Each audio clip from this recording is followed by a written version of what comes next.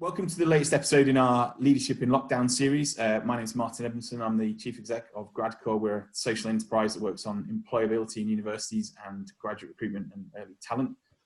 We've created this series of interviews to try and look at the different ways that kind of leaders in our industry are approaching leadership in this really tricky time at the moment. And we've invited people from a range of universities and early talent to join us. And today I'm really delighted to welcome James Darley, who's the founder and CEO of Transform Society. Really great to have you here, James. Welcome. Thank you.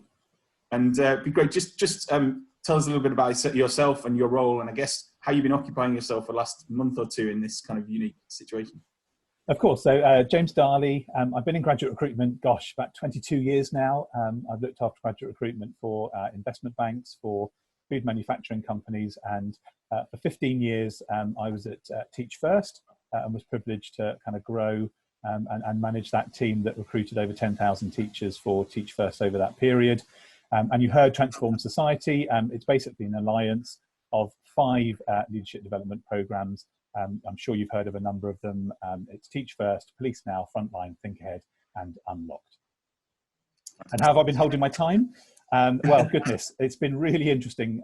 Certainly with the move to virtual assessment centres, finishing off the 2020 cohort, supporting my member alliances, and also universities who have been, I think, really wanting to know what's going on and whether those graduate opportunities will be honoured for 2020, because there are a lot of graduates that I think are quite worried at the moment. Yeah, well, I think we'll come back to that certainly, and it's certainly a hot topic amongst everybody we're speaking to at the moment. So thank you so much for joining us, though. It's really great to have you along. I guess when you look at it in the round, what have you found to be the kind of leadership challenges in this kind of environment and crisis? I think the biggest for me has been this managing long-term uncertainty. I think we're seeing that, in society, across government and everywhere. But I think, we're not going to go back to a normal. People talk about a new normal. I'm not sure I like any of those terms. So I think the biggest leadership challenge is, how do you manage long-term uncertainty, and how you then manage your teams, your objectives, your goals, your strategic clarity. So it's all of that side that I think for me has been one of the biggest things, because there's a real thirst for information at the moment. I'm seeing it from universities and students. They really want to be informed. They know it's a moving beast, but they just want to know what's going on. So I think for me, my tip of how you manage long-term uncertainty, one of them is being honest, is over communicating, and just taking the time to look around the sector, learn as much as you can, share that knowledge, but also make sure you're managing expectations that things could change tomorrow in a heartbeat. Yeah, no, absolutely. I've been heavily involved in the kind of ISE research stuff, and I think the ISE have been doing a great job of kind of getting that information out quickly and to people, because it's so vital right now, isn't it? It is. Just people talk about the phrase, not wasting a crisis, which could sound a bit crass in this current kind of, given how serious this all is. But do you think that's a kind of maxim that applies at the moment, or kind of how do you see that sort of thing? I definitely think it is time for us all to reflect and to look positively about how we deal with this crisis. So I think, it is scary, it is uncertain. Lots of people are not quite sure about their roles, their jobs, their organisations, whether they're going to find employment. Universities are worried about student admissions and all of this sort of stuff. So I think, not wasting a crisis, I think I like to flip it and kind of say this is an opportunity for us to learn. And I've been absolutely bowled over by the, reinvigorated passion for public sector. And certainly, if we can inspire a generation towards public service, which is, what I'm trying to do with Transform Society and our alliance members, then there is a real opportunity here. We are all clapping on a Thursday. We have new respect for key workers. We're, seeing public sector, not just the NHS, but everybody that's playing their part. So for me, I hope, this will reinvigorate a kind of passion and a respect for public sector and for key sector workers. I also think universities might see this as a defining moment as well. If you look at the return on investment, you've heard from in a previous recording from Chris at the OFS, the return on investment that students are now expecting from their university education, conversations were happening, but action for me wasn't really going on in many institutions. When admissions are fine, nothing seems to change. I think when financial ruin looms, activity changes. So I think we're going to see a very interesting marketplace, and I think universities are going to have to now make some changes.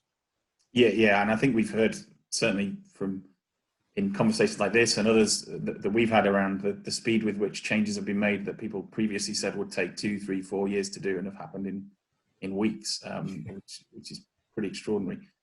I guess when you look around either immediately in your organisations or perhaps in public life, are there examples of leadership you've seen that you either really admire or actually maybe the other way around that you don't admire and you think we should perhaps avoid? Oh, I think there's one that has really inspired me. So I spend a bit of my time helping Teach for All. So there's an international organisation. There's now 54 countries around the world that have a Teach First programme, and I support them. And to give a bit of humility to kind of what we're dealing with in Nigeria at the moment, there are tens of thousands, hundreds of thousands of young people not getting access to education, and we're all reading, and it's the same across the world. The education gap between the most disadvantaged is going to be getting worse because of this pandemic, because they're not accessing education. Yeah. And for them, you can't just go home and access through internet or through television. There just isn't access to that kind of technology. So the inspiration I got was Teach for Nigeria, that managed to lobby government very, very quickly. And now 2 hours of the national radio is taken up Monday to Friday with lessons, so that actually education can get to the most disadvantaged. So it just shows you, even if the scale of your issue is enormous, there's always a solution and there's always something you can do. Yeah, absolutely. So you've hinted at some of these things already, but what do you see as maybe the kind of longer term challenges and opportunities for both, I guess maybe for universities and particularly for grad recruitment and early talent? I mean, certainly the universities at the moment are concerned, and they are definitely scenario planning what might happen. I've seen various reports out there from, one saying that 14% of students that are in UCAS at the moment don't think they're going to head to university. They don't want to go to university if they can't have the freshers experience, and is it going to be online learning rather than actual physical learning? So I think the student recruitment, international students, we know from all areas of the globe are concerned at the moment about whether those students will come or not. And that has a serious implication, as well as the loss of income from accommodation and food outlets and everything that universities are suffering with. So that is definitely going to be a challenge. I know we've got the caps on student numbers, but again, the traditional and more popular brands may well do better in that scenario than others. I think the kind of student voice as well, they've put up with strikes this year.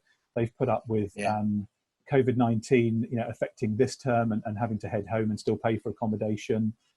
Online learning and assessment, is it where it needs to be across universities? I think there are pockets of good practice, but it's not consistent. I'm sure you're aware, but Graduate Outcomes is about to come out. That is going to open Pandora's box in terms of information which universities quite rightly are saying not everything's been coded right and not everything is in the right place, but those numbers are probably just going to come out, and that is going to tell a story. And then the graduates themselves, whilst 2020, and I know we've got ISE data coming out soon, but if you listen to prospects, to high flyers and to ISE so far, what I'm generally hearing is that 2020 from the major employers is okay. Some are going to defer entry, some are going to delay entry, a few might stop entry, but on the whole I think 2020 will be okay. It's 2021 where I think I'm most worried about. We know the SME market takes huge number of graduates. They furloughed staff, they're not operating, they're going to have to get back profitable before they then take back their normal staff before they take on graduates. So I think this mix of a worrying student graduate recruitment market, a worrying student market with their voice and what they've been through, and a worrying university sector does mean that we're definitely in for probably one of the most interesting 6 to 9 months that I've experienced in my 20 odd years of graduate recruitment. Yeah, no, I couldn't agree more. And I think the you know, like you say, that kind of need to be responsive and innovative, but also to look at maybe there's an instinct obviously to respond to the class of 2020 challenges and things, but also, like you say, this is going to be with us for a good period of time in different waves. Okay, so when you obviously some things have already started to change. The fact we're doing this conversation with video and some assessment centres is taking place virtually in large proportions. You know, there's some changes already happening in our industries, but also, I guess, in society as well.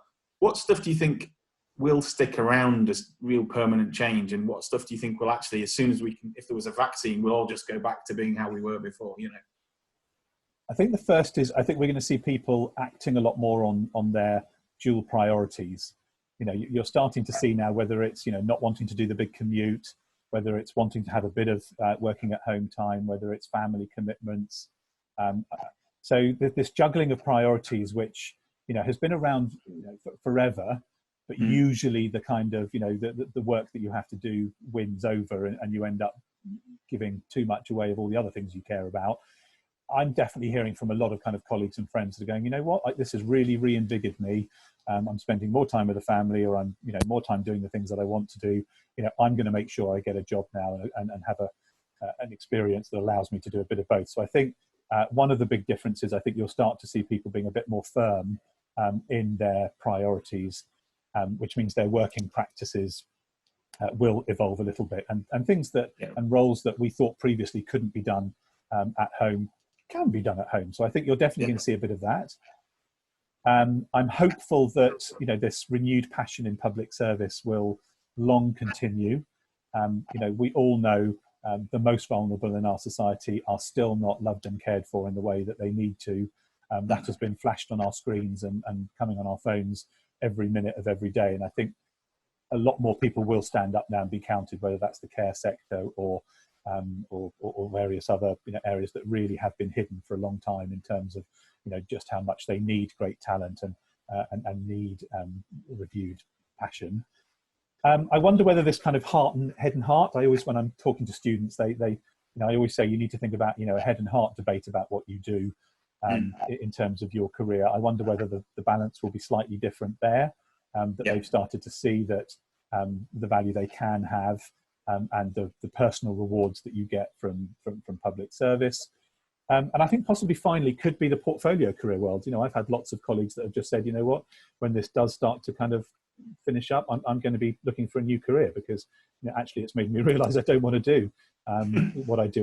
I also support a charity called Now Teach, which, you know, brings in career changers in their kind of 50s and 60s that have decided they want to change and wanting to actually give back, and they've been absolutely inundated, because I think a lot of individuals have said, you know, I've got to that point in my career where no, I'm not happy to put up with that anymore.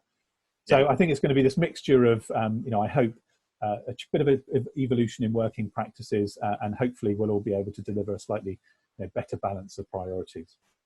Yeah, well, let's hope so. And I think a lot of food for thought there across all of those different ideas.